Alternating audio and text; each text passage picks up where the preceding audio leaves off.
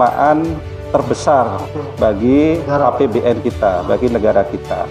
Di sini diminta kontribusi, ya, kontribusi dari warga, ya, masyarakat yang tentunya di situ memang sudah punya kewajiban untuk melaksanakan kewajiban perpajakannya. Kalau misalkan sebelumnya bekerja terus kemudian tidak bekerja lagi atau pensiun, misalnya udah nggak ada kegiatan yang ada penghasilan gitu Pak ya, bisa mengajukan penonaktifan.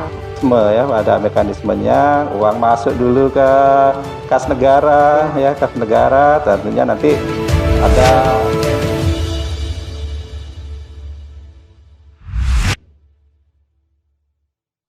Assalamualaikum warahmatullahi wabarakatuh.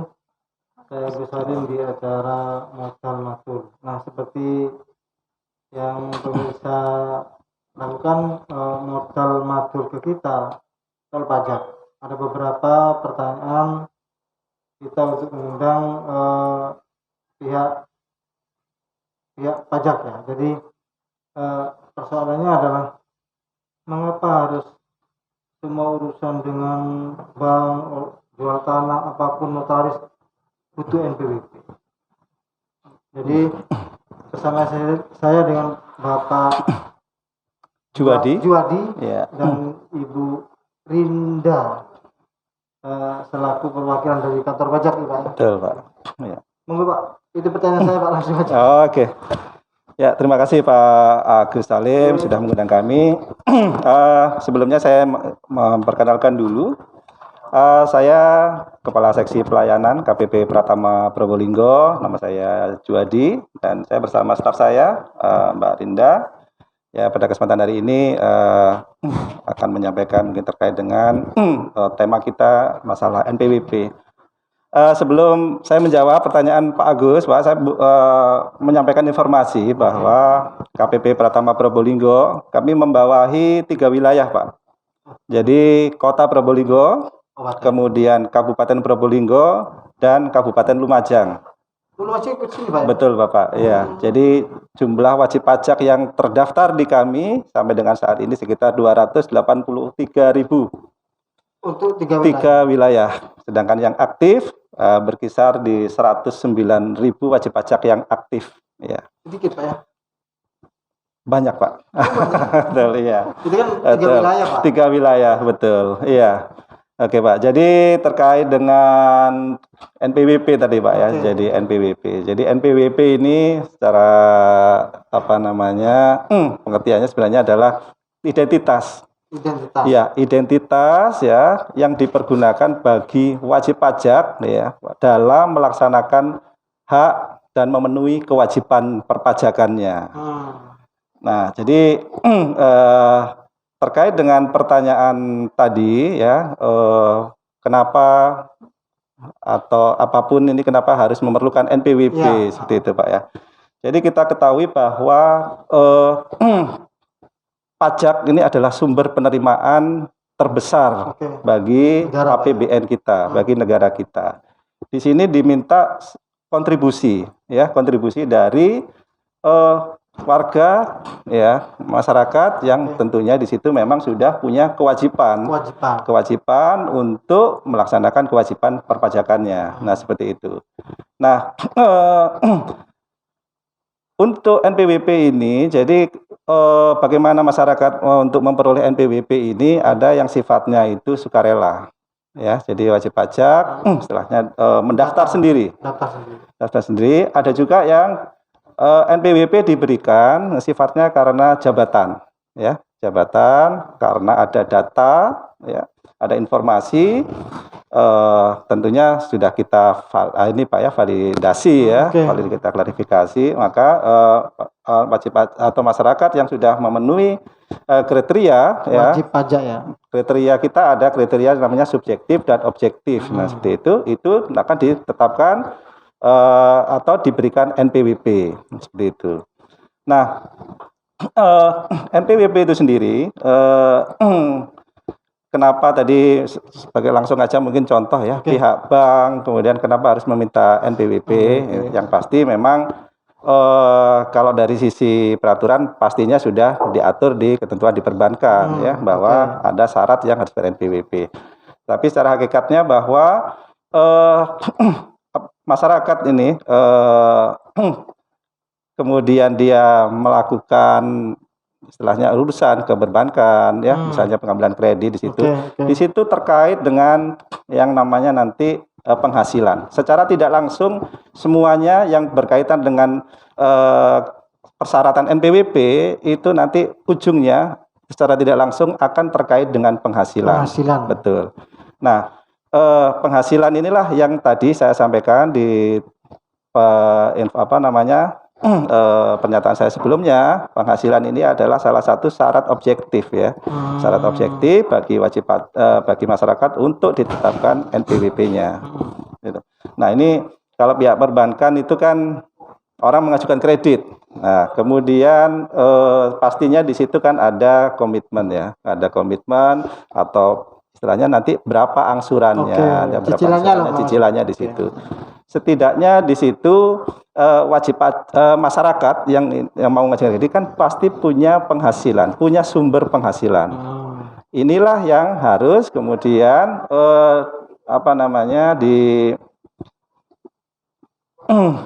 bahwa wajib pajak masyarakat yang punya penghasilan tadi di situ harus dikonfirmasi di situ bahwa yang bersangkutan ini memang wajib ber-NPWP apa tidak. Nah, seperti itu. Jadi kalau syarat objektif tadi Pak, kalau untuk karyawan penghasilan ada yang batas sampai dengan 4,5 juta penghasilannya tidak kena pajak per bulan. Betul. Tetapi yang non karyawan ya, bukan karyawan baik yang bukan pegawai negeri ataupun karyawan swasta itu berapapun penghasilannya seperti pedagang itu berapapun penghasilannya itu wajib ber-NPWP. Oh gitu ya. Betul. Nah ini memang salah satu di situ, salah satu pintu, jadi salah satu pintu di situ untuk memastikan bahwa masyarakat ini bisa berkontribusi kepada negara, untuk membayar pajak ya tentunya tadi dengan memperoleh NPWP terlebih dahulu. Ya, jadi seperti itu mungkin ilustrasi ringkas. Jadi pihak perbankan wajib pajak akan mengajukan urusan ke bank secara tidak langsung tadi dia pasti akan berhubungan dengan penghasilan. Nah, penghasilan inilah yang akan kita akan ya tanda kutip Pak ya, tanda kutip mungkin dipaksa di situ harus memastikan bahwa harus NPWP apa tidak. Nah, di situ. Iya, di situ. Iya, jadi di situ salah satu pintu masuk bagi kita ya, pintu masuk di situ untuk memastikan setiap masyarakat yang memang sudah memenuhi syarat objektifnya itu dibuatkan NPWP-nya seperti itu Pak. Syarat yang tidak wajib seperti apa? Misalkan. Ya. Jadi syarat tidak wajib, Mbak Linda mau bantu? Yang tidak wajib pajak maksudnya. Ya. Yang tidak wajib jadi wajib pajak kalau misalkan karyawan untuk penghasilan di bawah PTKP Pak namanya, penghasilan tidak kena pajak. Itu tergantung status masing-masing orang. Misalkan belum menikah itu setiap bulan di bawah 4.500.000 itu tidak wajib untuk ber-NPWP. Di bawah ya, di bawah 4.500.000 itu tidak wajib pajak. Tidak wajib pajak, betul. Tidak wajib pajak. Dan kalaupun mau untuk mengendaki punya NPWP diperbolehkan. Gitu, oh, diperbolehkan. Ya. Oke. Gitu. Yang tadi Pak yang tidak menikah ya? Iya. Belum menikah. Belum menikah. Kalau misalkan sudah menikah nanti tambahan untuk setiap tanggungannya dalam 1 tahun itu 4.500.000 Pak. Oh, karena itu ya. Iya. Kalau mama misal Duda ada punya istri Pak. Namanya Duda ya. Duda nggak punya istri. Nggak punya anak ya tetap 4.500.000 Pak. Jadi kita hitungannya 1 tahun sebenarnya. Iya, hitungannya sebenarnya 1 tahun. Kita biasanya supaya gampang itu 1 tahun ya. Iya. 1 tahun itu kalau 4,5 kali 12 itu berarti 54 ya. Iya, 54 juta. Nah, itu berarti kalau misalnya Pak Agus gitu ya, kemudian misalnya sudah punya NPWP, kemudian lapor pajak, nah atas penghasilan yang ini tadi nanti akan dipotong dulu penghasilan yang tidak kena pajak, PTKP, penghasilan yang kotornya, pokoknya kemudian dikurangi dengan pengurang, baru nanti ketemu bersihnya, penghasilan bersihnya, dikurangi yang penghasilan tidak kena pajak, itu sudah pasti tidak perlu minta lagi. Misalnya Pak Agus tadi sendiri gitu ya, statusnya sendiri, jadi penghasilan netonya berapa dikurangi 54 juta. Kalau minus sudah pasti pajak terutangnya 0. Oh, itu otomatis ya? Ya, udah pasti. Jadi bukan karena otomatisnya seperti itu. bukan karena punya NPWP terus pasti bayar kan enggak. Enggak. Jadi meskipun yang penghasilannya di bawah 4,5 bisa juga ngurus NPWP, Pak. Bisa. Oh, Jadi ini kalau di undang-undang itu dapat meminta nomor NPWP. Oh, dapat minta ya, nomor dapat. NPWP. Oh, oke. Nah, kira-kira pengurusannya itu kan cenderung orang awam kan dari kantor pajak mega ini kan minder terus menghadapi banyak isian harus ngisikan gitu ya. Iya. Itu kan juga tidak gampang bagi masyarakat. Untuk cara mendaftar NPWP sekarang ada 2 cara Pak, ada langsung dan melalui online. Tapi karena kondisi pandemi, untuk pendaftaran langsung untuk sementara ditiadakan. Jadi semuanya pendaftaran melalui online. Itu Pak. Sebenarnya mudah sekali daftar online karena sudah ada langkah-langkahnya juga.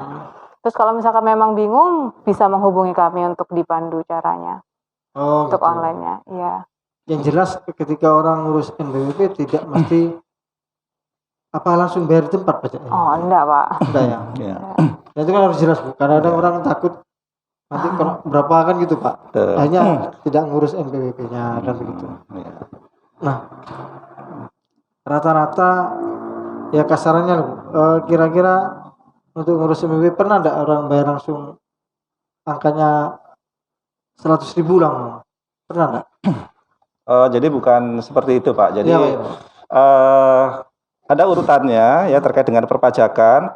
Jadi yang pertama ini adalah masyarakat mendaftarkan dirinya menjadi wajib pajak. Nah, jadi yang pertama kewajibannya adalah mendaftar. Nah, setelah mendaftar ya, nanti masyarakat ini akan wajib pajak akan menghitung pajaknya secara self assessment atau menghitung sendiri. Kemudian setelah menghitung lanjut ke pembayaran. Ya, jadi bayar pajak. Setelah bayar pajak, baru urutan terakhirnya adalah lapor pajak. Nah, itu lapor pajak. Betul. Jadi ada 4 tahapan tadi, Pak. Daftar, hitung, bayar, kemudian lapor. Nah, seperti lapor itu. Berarti harus ke sana. Ya, jadi nanti itu nanti mungkin ini. Jadi yang pertama tadi ya terkait dengan daftar tadi itu baru daftar dulu, Pak. Jadi daftar dulu. Jadi daftar ini tidak ada tidak terkait dengan kemudian saat daftar harus bayar itu tidak. Daftar ya. Kemudian baru di situ yang wajib pajak ini memperhitungkan sendiri sebenarnya di situ. Karena sistem perpajakan kita adalah self assessment. Ya, self assessment artinya tadi daftar sendiri, menghitung sendiri, bayar sendiri, lapor sendiri. Ya. Sekarang ngisi sendiri, Pak. Iya. Karena orang kan kecenderungan tidak jujur lah. Misalkan penghasilannya berapa tadi? 5 juta lah mau tiap bulan. Tak isi 3 juta kah? Kan bisa juga seperti itu. Iya. Betul, Pak. Ini namanya manusia, Pak. Betul. Rendah lah pajak, tapi punya NPWP. Itu gimana ngatasinya? Iya. Oke. Atau jadi, memang kesadaran masyarakat sendiri? Betul. Yang pasti yang kita utamakan tentunya kesadaran ya, kesadaran. Jadi kalau di kita Pak, kita ada fungsi namanya fungsi kehumasan. Fungsi kehumasan. Seperti sekarang ini kami sedang menjalankan fungsi kehumasan, Pak. Bagaimana kita bisa mengedukasi masyarakat. Nah, kita terima kasih ini sudah diundang, bisa jadi media untuk edukasi ya. Oke. Kemudian yang kedua kita ada fungsi pengawasan. Ya, jadi fungsi pengawasan. Kita pengawasan ini dilakukan yang namanya account representatif. Ya. Jadi wajib pajak tadi itu akan diawasi, Pak. Akan diawasi. Wajib pajak ya. Betul, wajib pajak itu akan diawasi ya. Nah, diawasi. Nah, kalau dalam pengawasan itu ternyata ditemukan ya data, Yang keliru. ditemukan keterangan ya yang tidak semestinya dan kemudian diindikasikan di situ ada hal-hal yang memang harus diklarifikasi, maka fungsi pengawasan tadi akan melakukan konfirmasi Konfirmasi cek, Pak. Cek ya. konfirmasi atas data atau keterangan seperti itu. Nah, di situ nanti akan ketemu nanti di situ ya dengan wajib pajak dengan petugas dalam namanya di konseling, Pak. Konseling. Oh, oke. Ya, kalau selesai di konseling bagus. Artinya di situ setelahnya mungkin tadi kan wajib pajak bisa tidak semuanya yang setelahnya ingin mengurangi, bisa jadi karena memang ketidaktahuan. Betul, betul, Karena betul. ketidaktahuan. Ya di situ di konseling akhirnya mengerti, membetulkan pelaporannya, membetulkan pembayarannya. Nah, seperti itu. Tetapi kalau memang kemudian di konseling, kemudian dengan data yang kita dapat, kemudian dari wajib pajak mungkin tidak ketemu ya, istilahnya proses konseling tadi tidak ketemu, maka kami ada proses lagi berikutnya, ada proses penegakan hukum. Itu Pak ya. Betul, jadi kita iya betul Pak ya. Tapi tidak mudah gitu ya untuk sampai sana, tidak mudah. Prosesnya harus dilewati step by stepnya. Ada nanti pemeriksaan Pak. Nah seperti itu. Pemeriksaan penghasilan maksudnya. betul ya, pemeriksaan. Ya tentunya sekali lagi bahwa semuanya kita adalah berpijak pada data, tidak berpijak sama dengan asumsi ya. Tidak menurut saya itu tidak Pak. Jadi semuanya berdasarkan data. Ya. Oke, ya itu Nah, Pak. Ketika ada orang awam, orang desa, orang katakanlah intinya tidak pernah tahu urusan seperti ini. Iya. Nah, mereka kredit rumah. Kredit rumah ternyata harus punya NPWP. Iya. Nah, ternyata juga harus menulis sesuai jujur Pak ya. Iya. Penghasilan itu Bu. Nah, tapi dia tuh pedagang sayur lah mama seperti itu.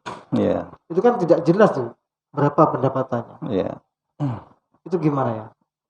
Ya, seperti yang tadi disampaikan sama Pak Juadi bahwa pajak kan self assessment Pak ya. Jadi wajib pajak diberikan kepercayaan untuk menghitung sendiri gitu Pak.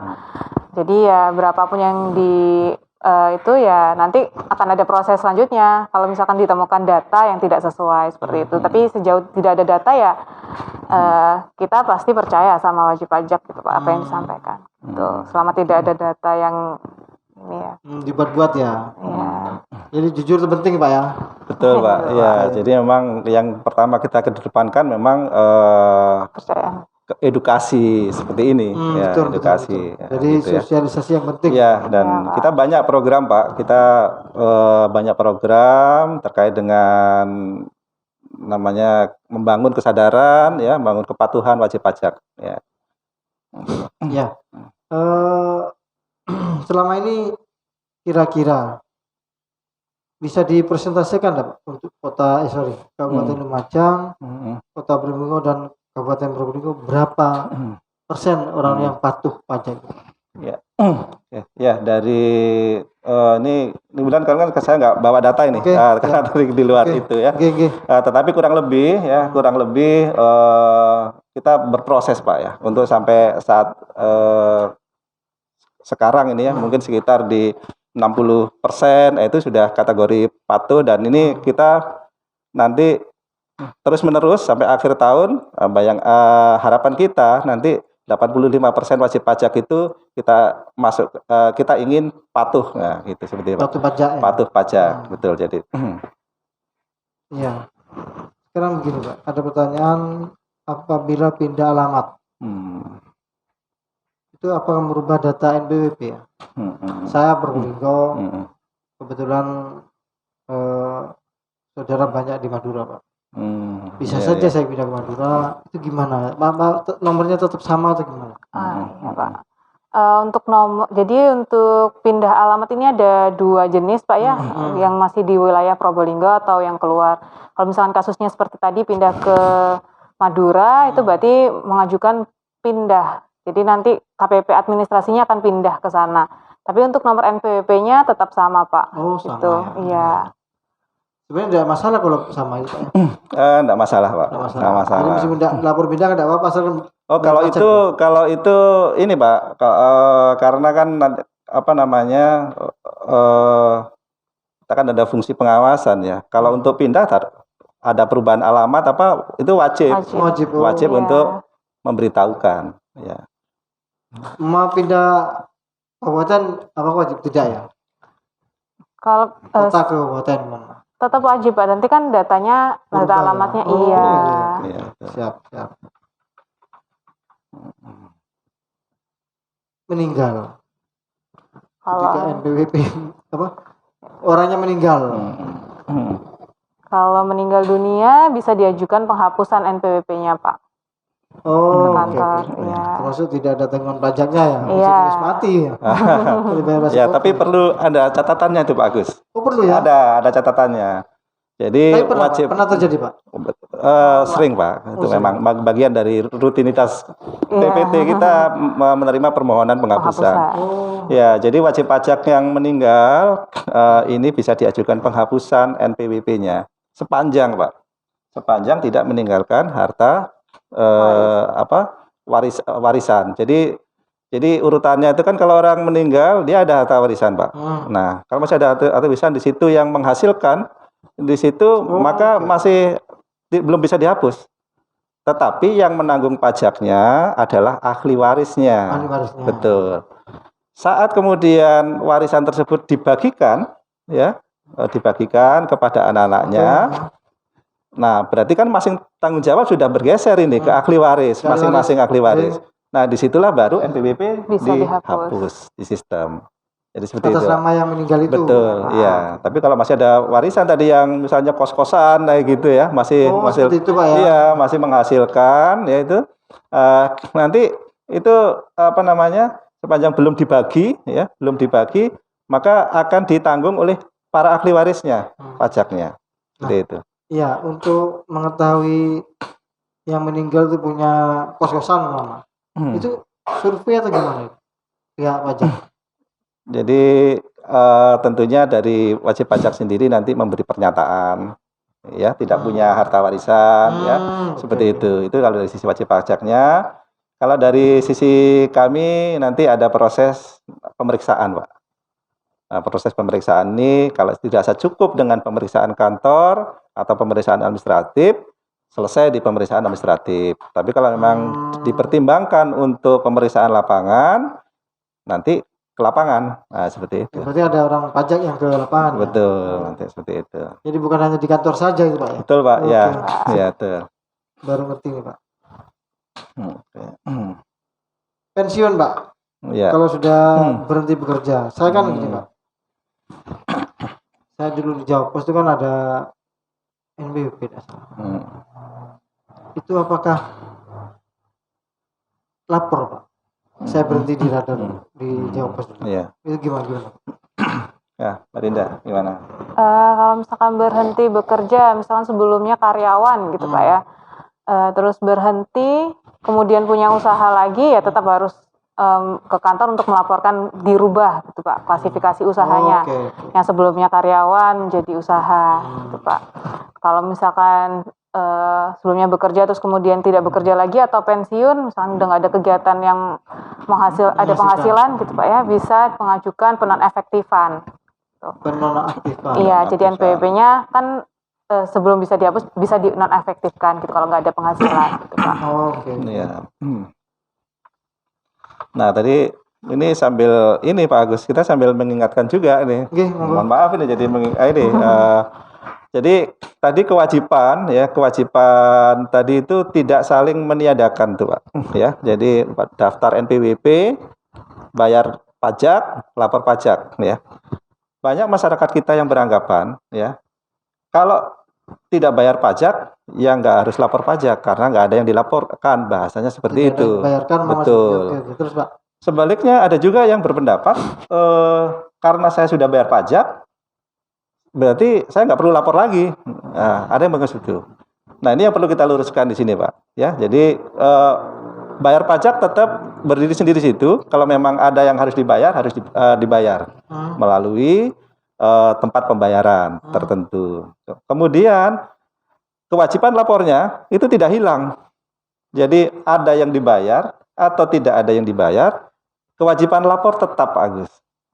Nah, jadi seperti Bapak ya, misalnya bayar atau tidak ya, tetap laporan. betul, sepanjang status wajib pajaknya normal atau aktif. Nah, begitu. Makanya tadi pertanyaan Pak Agus, bagaimana kalau pensiun? Nah, pensiun tadi kalau memang penghasilannya di bawah penghasilan tidak kena pajak ya, ada kita ketentuannya dalam 1 tahun sekian-sekiannya. Nah, itu tadi boleh mengajukan mungkin bahasa awamnya itu non aktif, Pak. Tapi kalau bahasa kami non efektif, mengajukan non efektif. Nah, setelah di non efektifkan, baru di situ tertangguh kewajibannya. Kewajiban bayar pajaknya tertangguh, lapor pajaknya tertangguh, dalam arti memang atau sepanjang memang belum memenuhi persyaratan objektifnya, seperti itu. Ya. Sekarang begini, Pak, fungsi NPWP itu apa sih, Pak? Ya, jadi fungsi NPWP ya sesuai dengan pengertian dari NPWP itu sendiri. Tadi di awal sudah saya singgung bahwa NPWP itu adalah sarana bagi wajib pajak dalam melaksanakan hak dan memenuhi kewajiban perpajakannya sebagai identitas di situ, ya, sebagai identitas. Jadi apapun ya transaksi ya ataupun terkait dengan ini ya permohonan wajib pajak, semuanya itu merujuk ke NPWP, tercatat di situ. Nah, yang pasti bahwa NPWP digunakan tadi sarana administrasi, jadi dalam hak-haknya itu memperoleh segala macam layanan perpajakan. Kewajibannya ini, Pak, yang penting bayar pajak dan lapor pajak di situ. Bayar pajak. Betul. Jadi fungsi utama dari NPWP ini untuk tadi bayar pajak dan lapor pajak. Adapun ya fungsi-fungsi yang lain ya, fungsi-fungsi yang lain seperti sebagai persyaratan ke tadi katakanlah pihak bank ya, kredit bank. Kemudian ada juga beberapa itu yang karena kredit ya, beli mobil kredit juga gitu ya? mungkin ya, karena kredit mobil kalau orang kalau nggak punya NPWP dia berarti dia nggak di bawah nggak mampu bayar berarti ya. Seperti ilustrasinya seperti itu. Kemudian ada juga yang karena mau dapat bantuan. Nah, ini yang perlu ditekankan kepada wajib pajak itu hanya salah satu pintu masuk orang untuk ber-NPWP sebenarnya. Ber-NPWP. Ya? Betul. Jadi orang mau dapat bantuan harus ber-NPWP. Itu pintu masuk ber-NPWP dulu. Orang mau daftar istilahnya mau urusan ke bank NPWP dulu. Tapi fungsi utamanya kembali lagi ke perpajakan. Betul. Itu yang harus kita tekankan supaya tidak terjadi ya kemudian wajib pajak lupa kewajiban ber-NPWP tadi. Karena sudah dapat keinginannya sudah terpenuhi di luar sana, lupa dia melaksanakan kewajibannya, akhirnya ada sanksi di situ, sanksi perpajakan. Ini yang kita tidak inginkan ya. Itu. Jadi harus kembali lagi atau kita tegaskan lagi fungsi NPWP yang paling utama di situ adalah untuk melaksanakan hak dan kewajiban perpajakan. Kewajiban perpajakan tadi adalah menghitung, membayar, lapor.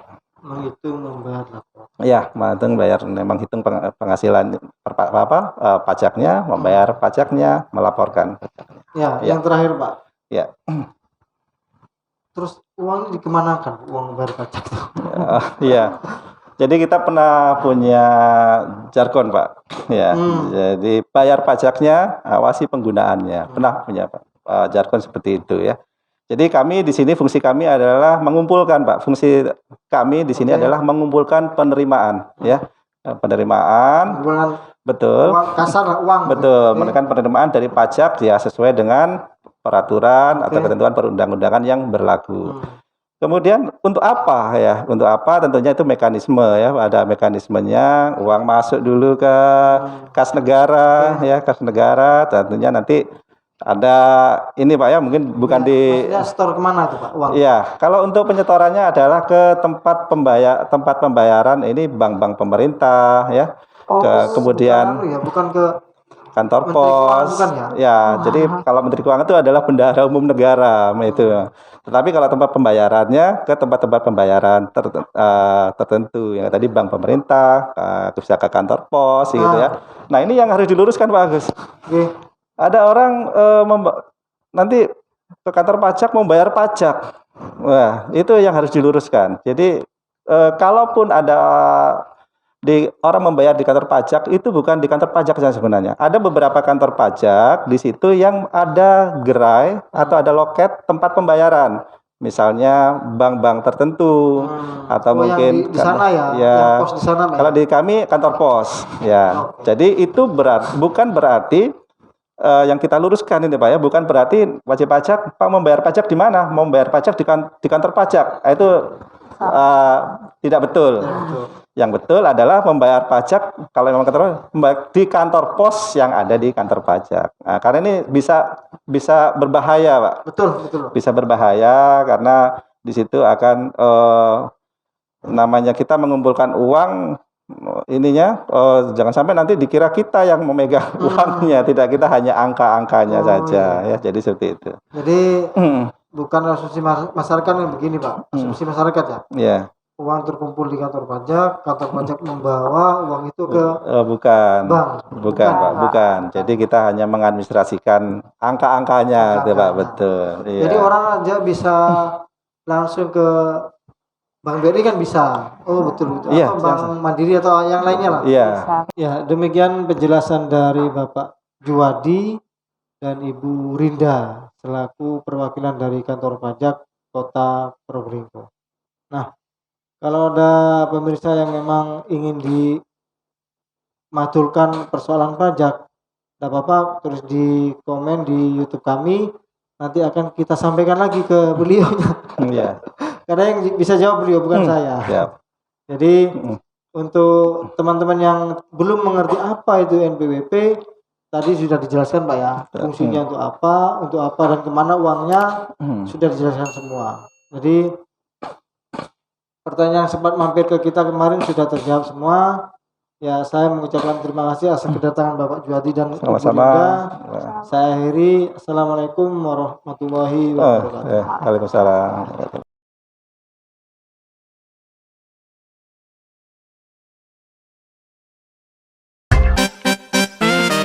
NTV